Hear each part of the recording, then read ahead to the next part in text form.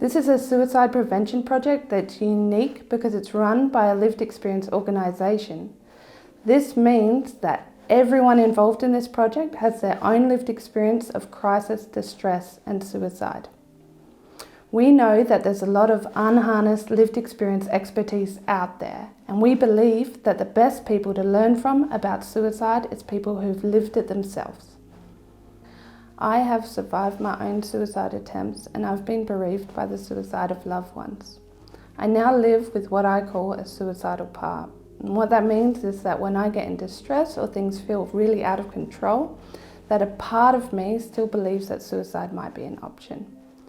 But over time, I've learned lots of strategies that help me to make sure this part doesn't become too loud. One of them is camping and going out in nature. And in fact, my partner and I now have a deal that if this suicidal part becomes really loud, instead of taking me to hospital, she'll take me camping for a week. And that's how we deal with it. My why for advocacy is to get as many people's voices heard as possible. And this comes from my own lived experience of being in hospital and not really having a say over my treatment or what happened to me, and not really having my voice heard at all. Everyone that works for and is involved with LELAN has their own lived experience of mental health issues or distress. This will be as a consumer, someone who has used services or accessed support, or people who care for and love someone who has had their own experiences. Our purpose is to amplify the voice, influence and leadership of lived experience to drive change. We believe that people with lived experience have wisdom that is vitally important for services and systems and our community to hear. We have rich and deep understanding about what it's like to live through these issues and to try and get help. It's not always easy, and LELAN is here to support those people to have a voice and be heard. Everything that we do includes other people with lived experience, our community, because whilst our staff have lived experience, it's not enough for us to decide and provide the solutions. There are other people in the community that we draw on so that we can collectively influence change. This project is no different, and there are other people that we've invited to help us do this important work.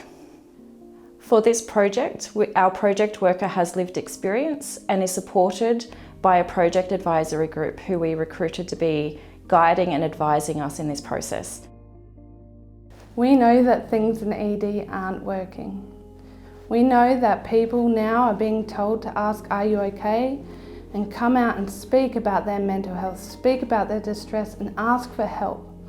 But we also know that the help that's there for them isn't adequate. It isn't meeting their needs, and sometimes it's even harming them.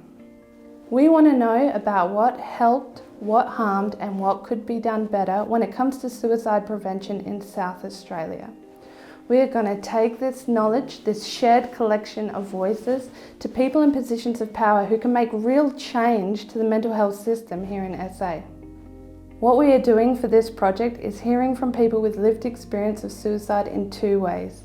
The first is a video where we're asking people about their story and to reflect on parts that could be used for our advocacy in the future. The second is a survey. The thing I love about the survey is that it means we can have many more people share their story and expand on those points for advocacy. Helen Keller once said, "Alone we can do so little, but together we can do so much." Human beings are unique and everyone's story is different. That's why not one person can make the big decisions about how we do mental health here in SA. We need to come together as a collective and be more powerful together than we could be alone.